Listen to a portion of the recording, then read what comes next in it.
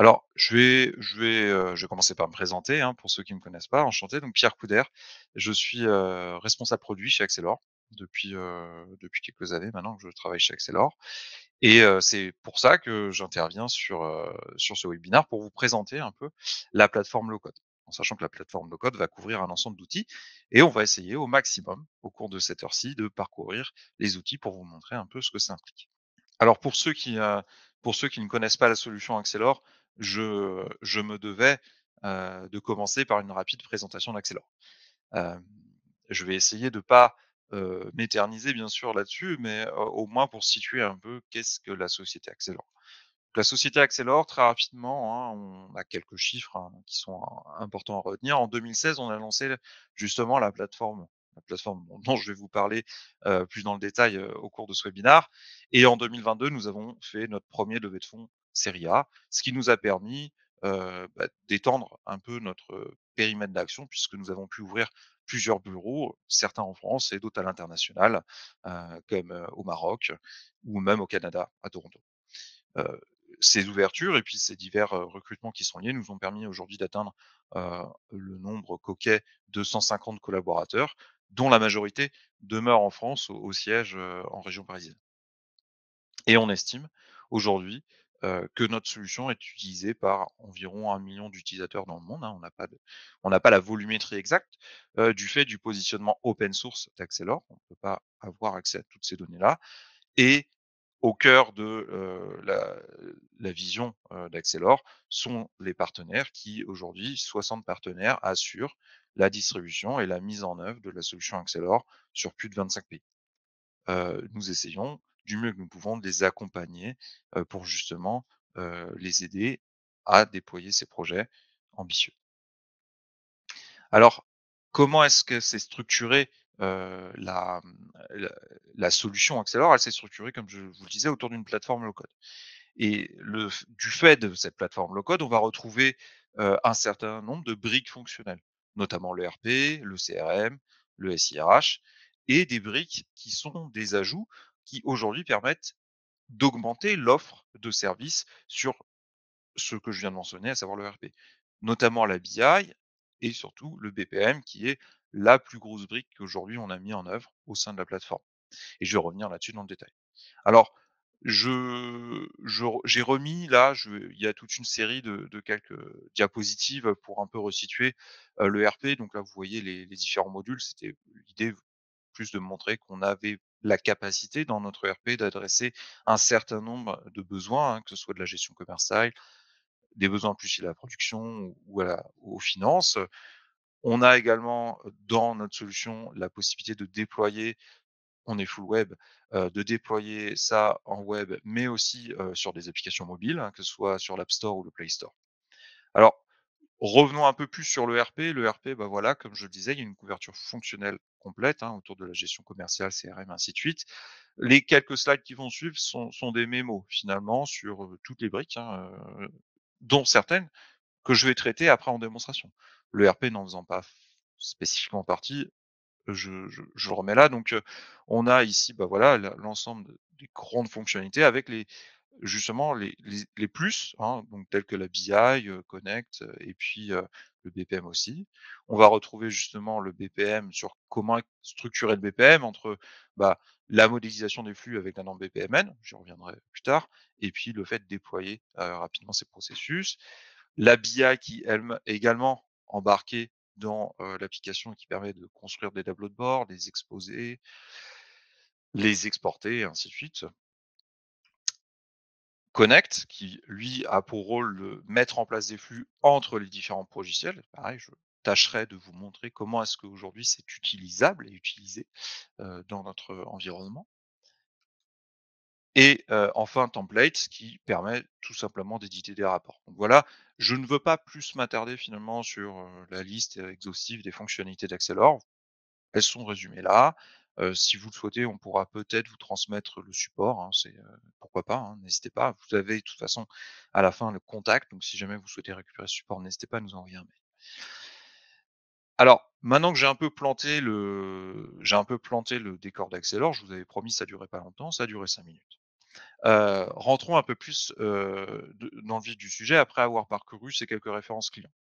Hem, Pourquoi est-ce que ça me semblait intéressant de montrer les références clients? C'était pour un peu appuyer le fait que cette plateforme low code qui aujourd'hui a permis d'avoir un périmètre fonctionnel assez large, permet de répondre à, tout un panel de besoins. Que ce soit des besoins liés au service public, hein, on voit le cabinet du Premier ministre, comme de l'industriel avec, ArcelorMittal ou même, du transport ferroviaire sur Trenitalia.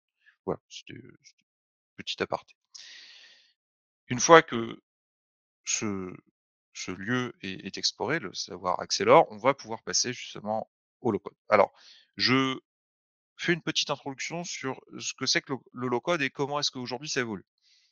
Pourquoi est-ce que je parle d'évolution? C'est-à-dire que jusqu'à très longtemps, enfin pendant très longtemps, on entendait beaucoup parler de Forrester, de Gartner qui sont donc des cabinets privés qui ont fait des études ou qui ont amené un peu ces termes de low code, ou du moins qui qui les ont qualifiés, popularisés et qui ont également fait des études de l'impact en fait du low code, sur le marché.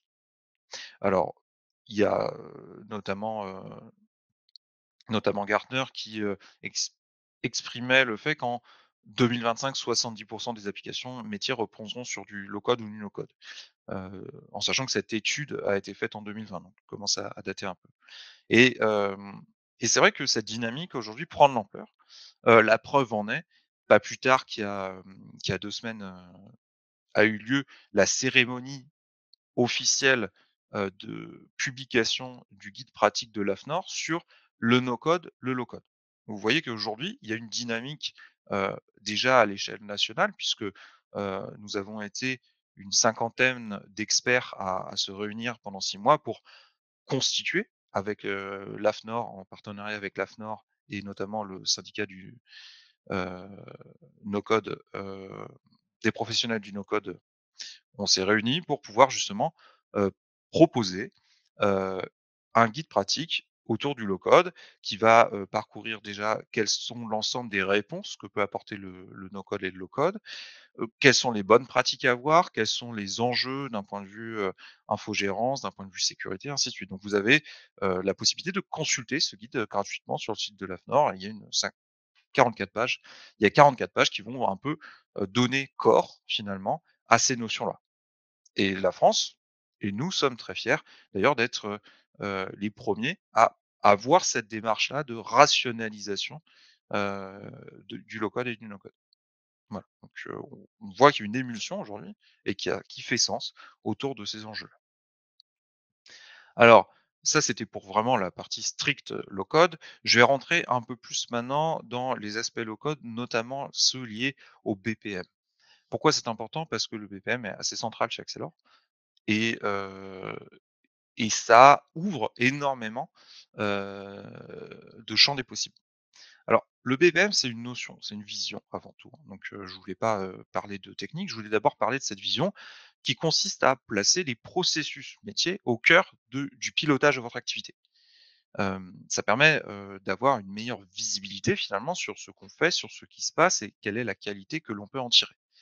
Et tout ça, cette vision BPM n'est pas qu'un outil. C'est un ensemble d'outils qu'on va retrouver dans des, Business Process Management Suite, les BPMS et qui proposent certes les moteurs d'exécution de processus, mais toute la partie modélisation, toute la partie analyse, la partie, collaboration aussi, qui est cruciale. Comment est-ce que vous allez justement adresser les différentes étapes de vos processus entre vos collaborateurs? Alors je vous ai mis ici, la référence vers, une étude, Fundamentals of Business Process Management, donc publiée en 2018, qui permet de reprendre les fondamentaux liés justement à cette vision d'entreprise. C'est vraiment une façon de structurer son activité. Et dans le contexte d'Accelor, le BPM passe entre autres par la modélisation des flux en utilisant la norme BPMN. Aujourd'hui, il y a plein de façons de modéliser un flux. Il n'y en a pas une bonne, il y en a plein. Mais il y a une norme qui permet de le faire. Et cette norme, c'est la norme BPMN, qui propose à ses utilisateurs un ensemble d'outils pour pouvoir modéliser des flux et ce, quelle qu'en soit la complexité. Hem, L'avantage, c'est que la prise en main est assez rapide, hein, pas besoin de passer plus que 3-4 jours, maximum pour en comprendre vraiment tous les tenants et les aboutissants, plus si on veut devenir expert, mais assez rapidement, on va être capable de lire, de comprendre, sans avoir de connaissances techniques, un processus dessiné avec la lampe BPMN. Et on voit ici quelques éléments, et je suis quasiment persuadé qu'en 4 minutes, j'arriverai à vous faire comprendre à quoi sert chacun des éléments. On a le losange qui sert à modéliser quand est-ce que notre processus se rejoint ou va se séparer. On a les ronds qui sont des étapes du processus, des jalons, ça peut être soit le début, soit la fin. Et on va avoir les rectangles qui sont des étapes un peu plus structurantes. Par exemple, ici, on a un petit pictogramme de bonhomme, ça veut dire que c'est une étape qu'un utilisateur doit faire. Donc je sais que lorsque j'arriverai à cette étape dans mon processus, un utilisateur devra agir sur mon processus pour pouvoir le faire avancer. Simple. Et malgré toute cette simplicité, on est capable de modéliser des processus d'une complexité très profonde. Voilà pour la partie BPMN, BPM.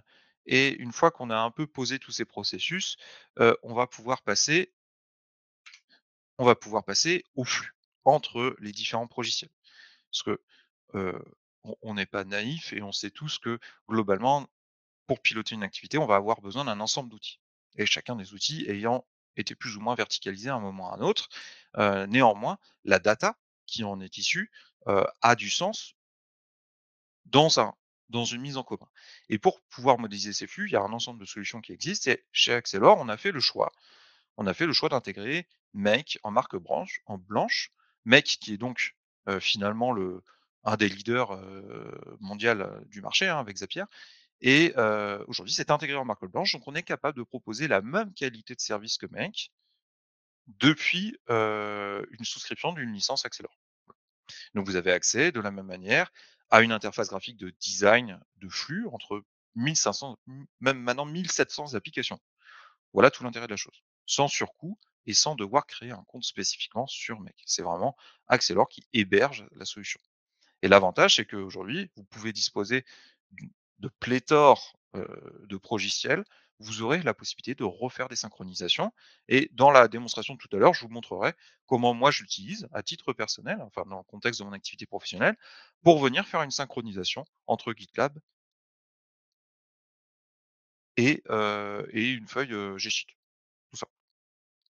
Alors c'est voilà, c'est pour vous montrer un petit scénario. Voilà, donc ça c'était pour la partie connect, c'est pour la partie justement flux, mais pas flux BPM, mais vraiment flux technique. Et une fois qu'on a mis tout ça, qu'on a toutes ces datas qui génèrent, que ce soit par l'ERP, que ce soit par le BPM, que ce soit par les différents flux, on a besoin de la monitorer. Donc c'est là qu'intervient la business intelligence. La business intelligence, c'est pareil, c'est un marché qui aujourd'hui est en expansion. Il y a en 2023, il y a Mordor Intelligence qui a publié une étude sur justement la taille du marché et sa croissance.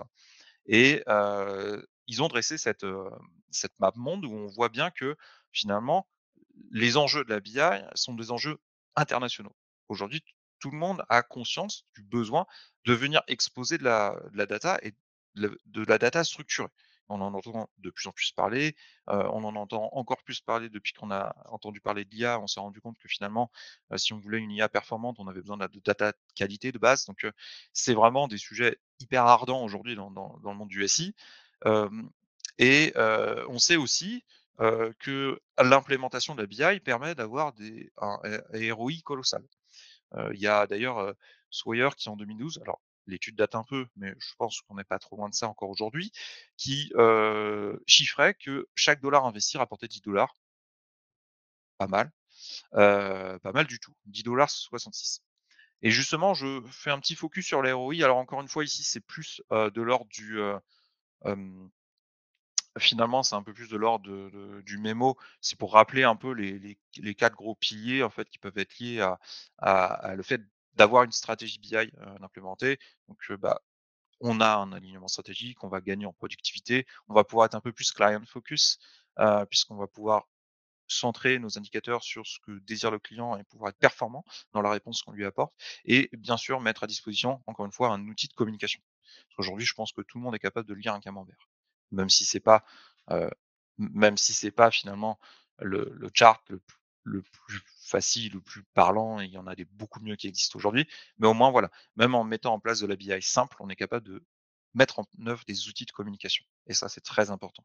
Et d'ailleurs, c'est le fil rouge finalement de tout ce que on a vu depuis le début, que ce soit du BPM, Connect ou la BI, c'est la capacité à communiquer de l'information entre une un outil technique et une personne beaucoup plus fonctionnelle.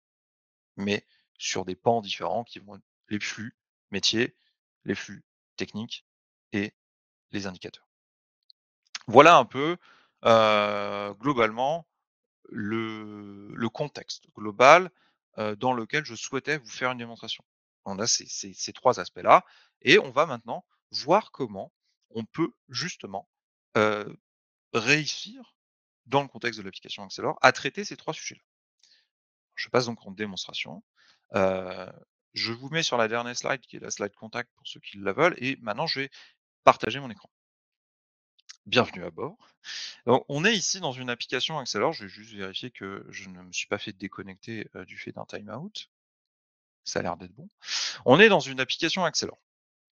Cette application Axelor, qu'est-ce qu'on va faire dessus? Elle est très simple, c'est une toute petite application. Elle est très simple, mais on a, ici des dossiers, voilà, donc un formulaire de dossier, très basique et on va déjà dans un premier temps se dire que, heu, on a envie, de modifier notre formulaire de dossier. Parce que le besoin métier l'exige et notamment, on aimerait, à côté de la référence de dossier, indiquer, une priorité. Donc on va pouvoir ici, on va aller chercher dans le dossier, on va dire: «Très bien, donc référence dossier, c'est quelque chose dont je dispose». Je vais mettre à côté ça, je vais mettre, ici une priorité, heu, voilà, priorité, priorité et je vais créer ma petite sélection des priorités. Je vais mettre, basse, 10 par exemple, moyenne, plus normale quand même, hein et ici haute, voilà, 30. Très bien. Donc ici, on a juste rajouté un champ, je vais sauvegarder et puis maintenant allez, je vais dupliquer mon onglet et maintenant on voit que j'ai ma notion de priorité. On a ici, notre formulaire et on a la possibilité de le remplir, donc 004, par exemple ici. 004, je donne une référence. Toutefois, on aimerait maintenant, structurer un peu la façon dont on doit renseigner ce formulaire. Donc on implémenter un processus un peu plus fun en disant: «Globalement, je suis utilisateur, j'aimerais savoir quelles sont les étapes auxquelles je dois me soumettre». Alors, j'ai déjà, en amont, hein, j'ai déjà implémenté un petit processus, heu, tout basique, avec juste une étape et un petit, sous-processus événementiel sur lequel je reviendrai tout à l'heure.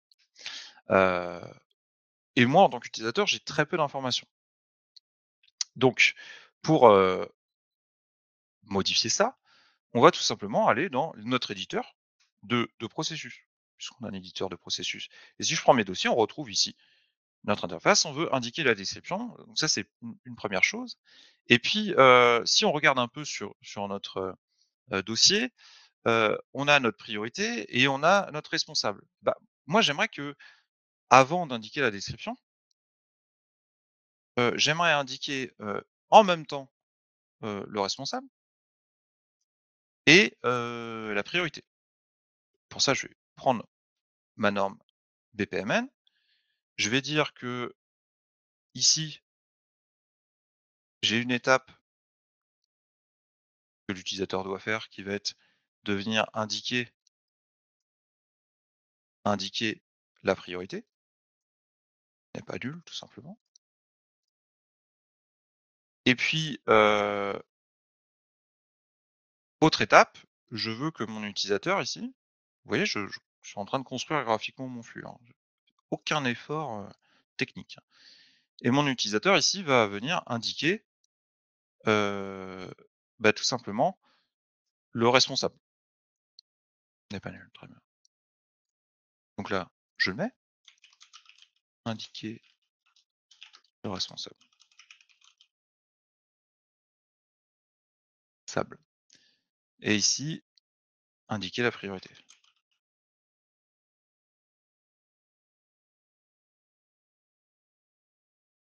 OK.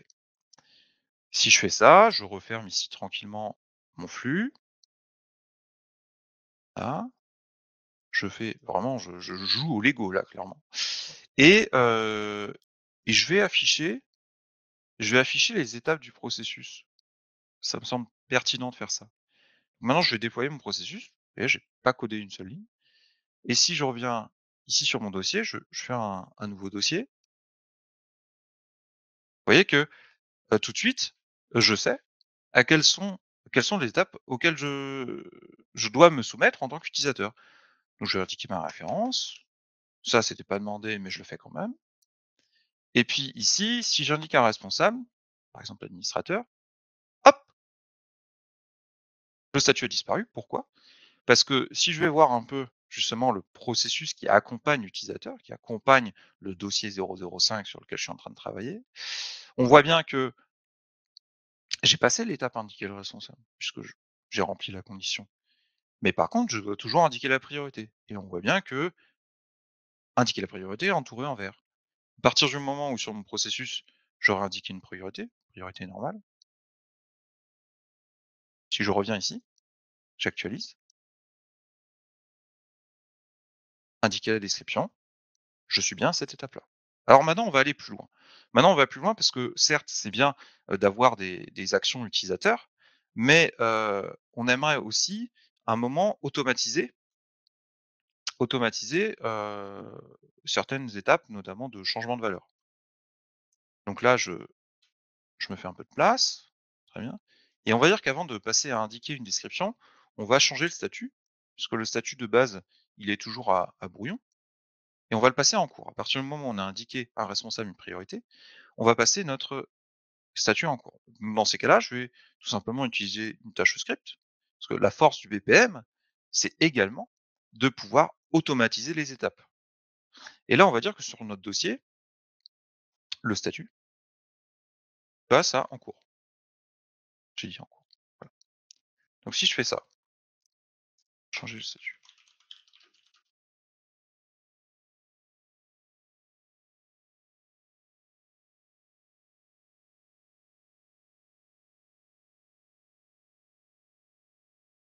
Si je fais ça et que je fais maintenant un nouveau dossier, référence dossier 006. Très bien. Comme tout à l'heure, nous avons nos deux étapes. Je vais donc soumettre une priorité, indiquer un responsable, démo user cette fois-ci. Et là, vous voyez, automatiquement, mon statut est passé en cours. Pourquoi? Parce que vous en doutez, hein, ici, j'ai bien exécuté le script que j'avais programmé. Le BPM permet de faire euh, des scripts automatisés et on peut aller assez loin finalement. Vous voyez ici ce petit sous-processus événementiel qui n'est donc pas lié au flux, permet tout ce qu'est-ce qu'il permet de faire? Il me permet de venir, pour un, dossier donné, donc là je vais prendre un dossier puis je vais indiquer une liste de procédures. Procédure A au statut brouillon, procédure A au statut en cours et procédure, allez, en cours, procédure B et puis procédure C, statut terminé. Très bien. Voilà. Donc là, j'ai ici, une liste de plusieurs procédures avec des statuts divers et variés. Et moi, ce que j'aimerais, vérifier, c'est est-ce que dans ma liste, j'ai une procédure A qui est au statut brouillon? Si c'est le cas je viendrai cocher ici, cette case, heu, pour déclencher l'exécution de mon petit script, hein, ce script-là. Heu, c'est assez simple, il faut que je passe ma case à cocher, vérification à vrai et que je clique sur mon bouton. Très simple. Donc là, j'ai passé ma case à cocher, je dois vérifier si j'ai une A à brouillon. Et là, vous voyez, j'ai bien ma case qui est passée à vrai. Regardons un peu maintenant ce qui vient de se passer, parce que c'est ça qui va être le plus intéressant finalement. Ce qui vient de se passer, c'est, ici, je suis bien venu déclencher et je n'ai pas pour autant interrompu l'exécution de mon processus. J'en suis toujours à indiquer une description. Ça veut dire que je peux autant de fois que je le souhaite venir solliciter. Maintenant, vérifions si j'ai une procédure A dont le statut est terminé. Si c'est pas le cas, je viendrai décocher cette case-là. Je reprends, vérifier, je vérifie ma condition et j'ai décoché. Je retourne ici et on voit ici que j'ai déclenché 2 fois mon script. Alors, vous me direz: «Quelle est la sorcellerie?» Il y en a pas, il y en a pas. J'ai ici un script, alors certes, celui-ci est peut-être un peu plus compliqué, néanmoins, c'est pas mon problème. Moi, j'ai un script qui a été généré, de la même manière que ici j'ai un script qui a été généré. Une partie de ce script peut-être été générée automatiquement et la partie complémentaire, j'ai demandé à une ressource ayant des connaissances dans un langage dit qu'on appelle Groovy, de venir, alimenter ce script. L'intérêt, c'est que si je veux changer les règles en live, j'ai la possibilité de le faire. Donc ça, c'était pour la partie, finalement, c'était pour la partie, flux. On peut aller plus loin en se disant, globalement, j'aimerais aussi me dire que les différentes vues, que ce soit les vues des devis, par exemple, ma vue ici, j'aimerais la changer, ou cette vue-là, j'aimerais la changer, ou même cette vue-là, j'aimerais la changer, je suis pas satisfait. Et ben ça, c'est pareil, on a dans l'approche low code, il y a ce genre d'outils. Donc si on prend par exemple ici, le studio, j'ai ici accès à un éditeur qui va me permettre de modifier complètement la façon dont est organisée ma vue. Je peux sauvegarder, je peux même visualiser l'impact de la modification. Je peux venir enrichir, si je le souhaite, des formulaires. Là, on parle de formulaires, mais on peut aller beaucoup plus loin en disant: «Je veux modifier ma grille. Quelle est la position du champ client?» Peut-être que le champ client, je souhaite que ce dernier soit à la fin de ma vue. J'enregistre, je peux aller voir, ce qui se passe. Donc vous voyez que cette approche low code finalement, qu'est-ce qu'elle permet de faire? Elle va permettre de vraiment personnaliser l'ensemble de l'application et créer du nouveau contenu. Parce que faut pas perdre de vue que ce que j'ai fait ici, j'ai créé du contenu tout simplement. Simplement créer du contenu et ici je suis venu en modifier. Et on a comme ça, dans l'application, voilà, une liste d'applications, chacune ayant ses versions et au sein d'une version d'application, bah, je vais retrouver, bah, quelles sont les différentes vues, quelles sont les différentes sélections, heu, quels sont même les modèles de données. Je peux tout à fait dire: «Je vais créer un nouveau modèle de données». Donc là, j'ai pourquoi pas rajouter tout simplement un champ integer, qui serait, montant. Voilà. Et là, je crée un nouveau champ. Ce champ est créé et derrière, bah, je peux peut-être me dire que dans, mon espace ici, je vais rajouter le champ montant. Donc on a comme ça la possibilité, à la volée, de venir créer du contenu. Alors, on a parlé beaucoup là de BPM, on a parlé pas mal de création de contenu et maintenant on va pouvoir passer finalement, à l'autre pan, un peu intéressant de, de de ce que je voulais vous montrer, à savoir, les indicateurs. Tout ce qu'on a fait doit s'inscrire dans une démarche de qualité et de suivi et c'est là que la BI intervient. La BI, fondamentalement, ça permet de faire quoi? Ça permet de créer des tableaux de bord. Donc là, vous avez des tableaux de bord avec, et ça c'est intéressant, la possibilité notamment d'aller creuser un peu dans la data. Donc là, vous voyez, je peux aller creuser dans la data. Donc je vais vraiment aller explorer ma data, je vais pouvoir, si je le souhaite, avoir des informations de, quand est-ce que c'était modifié, ainsi de suite. J'ai la possibilité de vraiment construire des tableaux de bord extrêmement riches, hein, avec, un ensemble de charts différents. D'ailleurs, chacun de ces tableaux de bord aujourd'hui est paramétrable. Si je reprends le dashboard CRM, si je regarde un peu qu'est-ce qu'on peut faire depuis ce dashboard, on va retrouver, bah, la possibilité d'avoir des menus.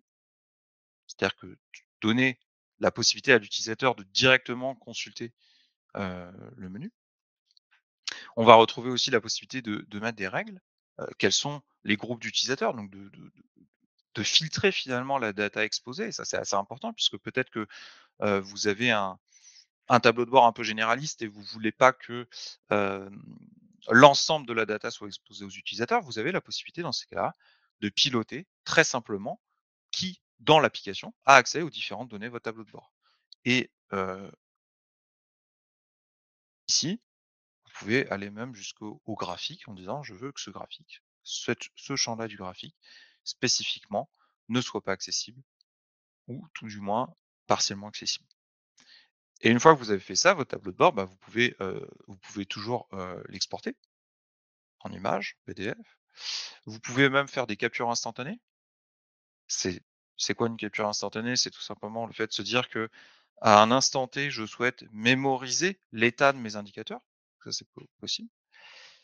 Et après, l'étape d'après, c'est de se dire: «Bon, c'est bien de disposer de tout ça», en sachant que, bah, il y a déjà toute une bibliothèque de tableaux de bord, qui sont installés, qui sont pas installés, qui peuvent être mis à jour, de disponibles dans l'application. Mais si vous voulez aller plus loin, et c'est la fenêtre que j'ai ouverte ici, vous avez un timeout de 10 secondes là. Heu, Si vous voulez aller plus loin, vous avez la possibilité vous-même, finalement, d'aller, construire la data que vous souhaitez exposer. Alors vous pouvez la construire en réexploitant des jeux de données déjà disponibles, sachant qu'il est possible, se connecter directement à une G-Sheet. Vous pouvez, également importer des datasets, et en SQL, vous pouvez, si vous le souhaitez, vous avez un query builder. Vous pouvez dire ici: «Je veux que pour ma base de données, sur ma table, sale order», par exemple,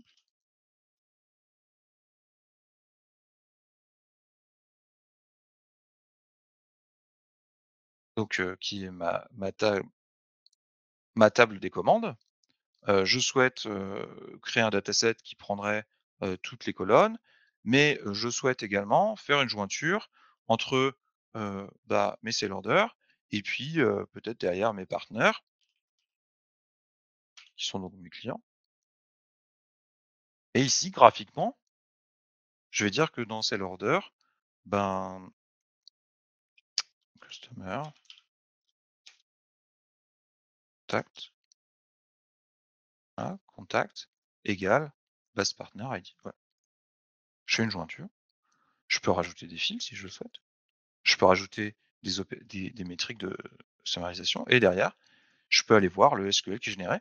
Mais moi, j'ai pas besoin de connaître le SQL. J'ai juste besoin de construire mon jeu de données, et derrière, je peux aller visualiser mon dataset, si je le souhaite, en construction. Donc ça, c'est là, voilà, on l'avait. Ça, c'est la première approche. Et une fois que vous avez constitué votre dataset, vous allez pouvoir créer des graphiques, sachant qu'il y a un ensemble de graphiques. Par exemple, si je prends le vente par région, est assez intéressant. Aujourd'hui, on a tout un panel de dashboard, et là, c'est vraiment de dash de chart, et là, c'est vraiment j'ai, ma source, voilà les données dont je dispose, et voilà comment est-ce que derrière je viens les positionner dans le paramétrage de mon graphique. En sachant que si je regarde, j'ai vraiment énormément de graphiques disponibles. Voilà, donc c'est tout l'intérêt. C'est vraiment le fait de faire de la vraie BI. On a des graphiques 2D, des graphiques de 3D, on a des maps, et après c'est à nous, en tant qu'utilisateurs, ayant un besoin d'indicateur, de venir définir l'indicateur avec la définition technique, mais également ici la possibilité de formater, de mettre un peu en forme la data, la façon dont on la restitue. Et ça, c'est fonction, bien sûr, des natures d'indicateurs, et on peut même aller beaucoup plus loin, puisque on peut faire, dans certains des indicateurs, on peut faire de l'analyse prédictive. Voilà. Enable forecast. Donc c'est ça tout l'intérêt finalement d'avoir des solutions de BI, c'est que les solutions de BI sont hyper spécialisées et vous permettent d'aller très loin dans l'analyse des datas que vous allez générer. Et une fois qu'on a constitué tous nos charts, comme là c'est le cas, et que on est satisfait des charts qu'on a fait, on peut créer des dashboards. Où là, dans un dashboard, bah, qu'est-ce qu'on va retrouver? On va aller retrouver l'ensemble des charts disponibles, et puis, on va venir faire du drag and drop et construire notre chart. On peut aller, également, heu, si on le souhaite, rajouter, des éléments de mise en forme, avec des textes, des colonnes, des onglets, ainsi de suite. On a la possibilité même de faire notre propre CSS, donc on peut aller très loin finalement dans l'expérience utilisateur de restitution de la donnée. Et une fois que vous avez fait tout ça, bah, vous avez la possibilité, si je reprends les charts, existants, si je prends par exemple le tableau de bord, bah, vous avez la possibilité de le publier, de le mettre en favori. Vous pouvez même ici rajouter des filtres. Quels sont les différents filtres que vous souhaitez, heu, et mettre à disposition des utilisateurs? L'avantage de mettre des filtres, c'est que globalement, heu, vous allez pouvoir, joindre les données entre elles. Si par exemple, je prends ici mon équipe projet et ben je vais pouvoir, heu,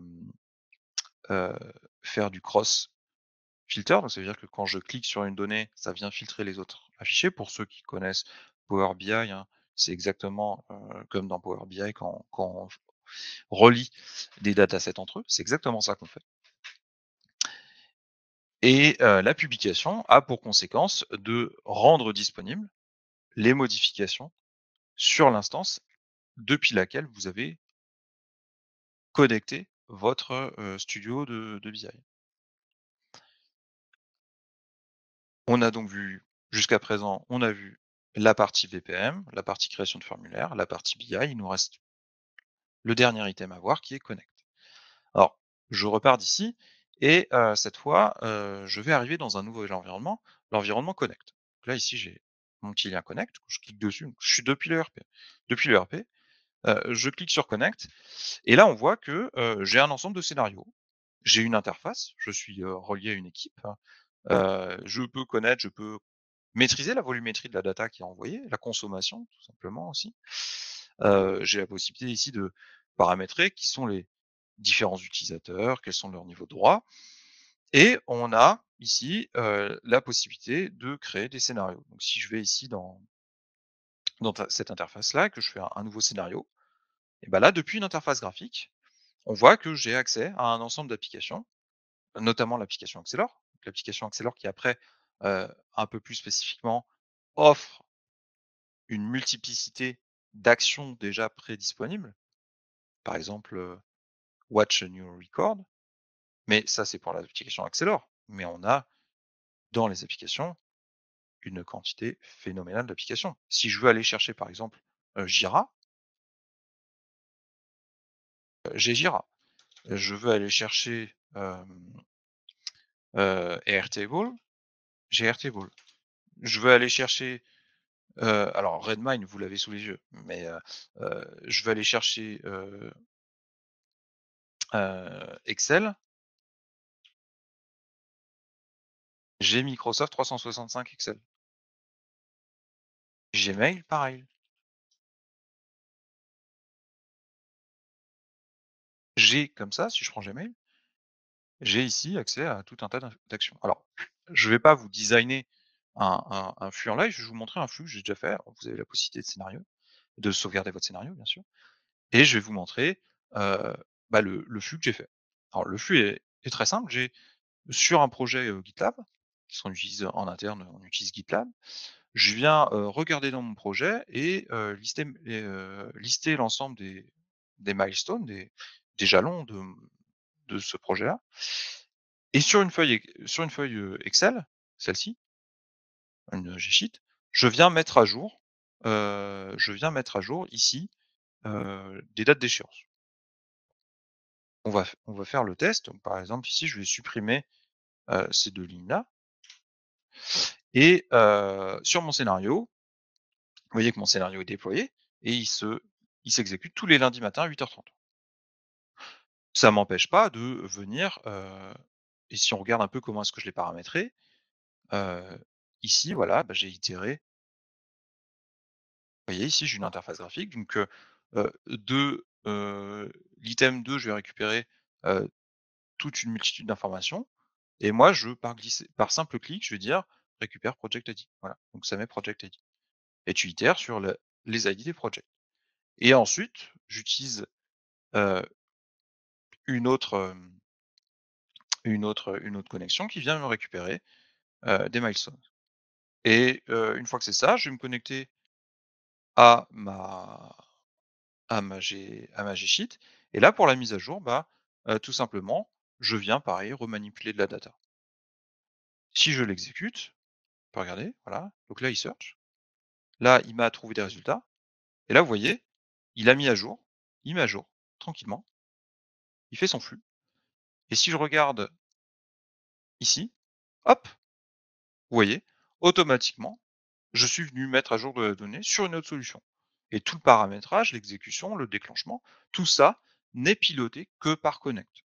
En sachant qu'il y a des scénarios, simples, hein, comme celui que je vous ai montré, mais on peut avoir des scénarios beaucoup plus complexes. Si je prends par exemple, celui que j'ai mis en œuvre, ici, il me permet de refaire de la synchronisation entre GitLab, Redmine et une G-Sheet et pourquoi pas derrière aller taper d'autres solutions puisque de toute façon, quand je, parcours un scénario, j'ai un jeu de données. Ce jeu de données-là, après, je peux le réexploiter autant que je veux tout au cours de l'exécution du scénario. Merci à tous. Je vous souhaite à tous une agréable journée.